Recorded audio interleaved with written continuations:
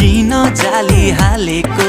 किन कुकुर पालेको, घुर्दै हेर्यो भुकेन